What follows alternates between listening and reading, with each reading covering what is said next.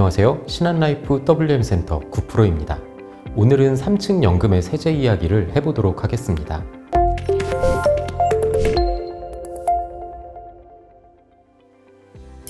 먼저 국민연금의 세금부터 말씀드리겠습니다. 대한민국 국민이라면 대부분의 사람들이 수령하게 되는 연금이 국민연금의 노령연금일 텐데요. 일정 나이가 되면 연금을 받는다는 것만 알고 세금이나 수령 기준 등은 잘 모르는 게 현실입니다.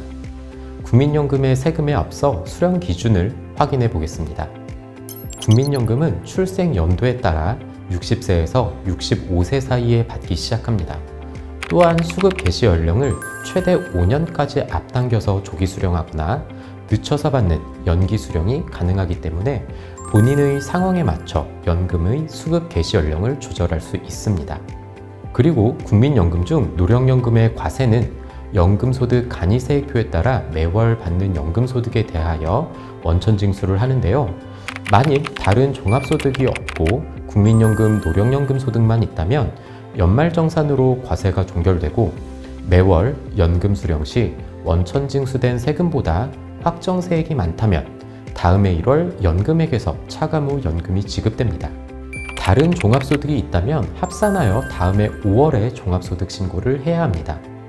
종합소득 신고를 할 때에는 국민연금, 노령연금 소득에서 연금소득공제를 차감한 후에 연금소득 금액이 종합소득으로 합산됩니다.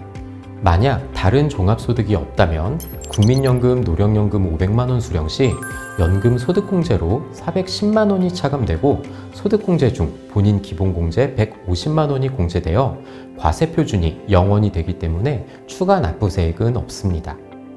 다음은 3층 연금의 두 번째인 퇴직연금인데요. 퇴직연금의 첫 번째 장점은 퇴직소득을 연금으로 받으면 일시금으로 받을 때 내야 하는 퇴직소득세 대비 70%, 10년 이상 연금으로 수령하면 60%만 부담하면 된다는 점입니다. 10년 근속 후 3억 원의 퇴직금을 일시금으로 받으면 4,290만원의 퇴직소득세를 내야 하지만 연금으로 받게 되면 10년 차까지는 일시금의 퇴직소득세 대비 70%, 11년 차부터는 60%만 부담하면 됩니다. 퇴직연금의 두 번째 장점은 종합소득이나 양도소득과 합산과세하지 않고 퇴직소득으로 분류과세되기 때문에 건강보험료와 종합소득세에 전혀 영향을 미치지 않는다는 점입니다. 마지막으로 개인적인 선택에 의해 가입 여부를 결정하는 개인연금의 경우 세제 적격연금과 세제 비적격연금으로 나눌 수 있습니다. 세제 적격연금의 경우 2000년 12월까지 가입했다면 연금으로 수령 시에는 소득세가 비과세되고 일시금 수령 시엔 이자소득으로 과세됩니다. 2001년 이후 가입한 개인연금의 경우는 세액공제 받은 납부액과 그 운용수익에 대해 연금 형태로 받으면 연금소득으로 과세되고 일시금 형태로 받으면 기타소득으로 과세됩니다. 세제 비적격 연금의 경우 가입 시기에 따라 보험차익에 대한 이자소득 비과세 요건이 다르기 때문에 이미 가입한 분들은 가입 시기를 먼저 확인한 후 그 당시 비과세 요건을 봐야 하고요. 현재의 보험차익에 대한 이자소득 비과세 요건은 2017년 4월 이후로 적용되고 있는 요건입니다. 보험차익에 대한 이자소득 비과세 혜택을 기대하고 노후 준비를 한다면 가입 유형별로 비과세 요건이 상이하다는 점을 기억해야 합니다.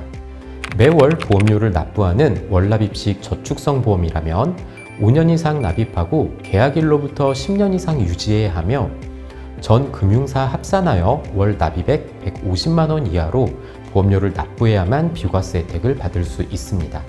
비월납입식의 경우는 10년 이상 유지해야 하고 전 금융사 합산 거치금액이 1억 원 이하인 경우에만 비과세 혜택을 받을 수 있습니다. 납입 한도에 제한이 없는 형태도 있는데요. 생존담보가 없는 순수 보장성 보험과 종신형 연금보험의 경우에는 납입, 유지기간 등 각각의 비과세 요건을 충족한다면 납입 한도에 제한 없이 비과세 혜택을 받을 수 있습니다. 오늘은 이렇게 3층 연금의 세제에 대한 내용을 살펴봤습니다. 아직 노후에 대한 준비가 되어 있지 않다면 이번 기회에 든든한 노후를 준비해 보시는 건 어떨까요? 혼자서 힘드시다면 은퇴, 연금 전문가의 도움을 받아 꼭 노후 준비를 시작해 보시기 바랍니다. 감사합니다.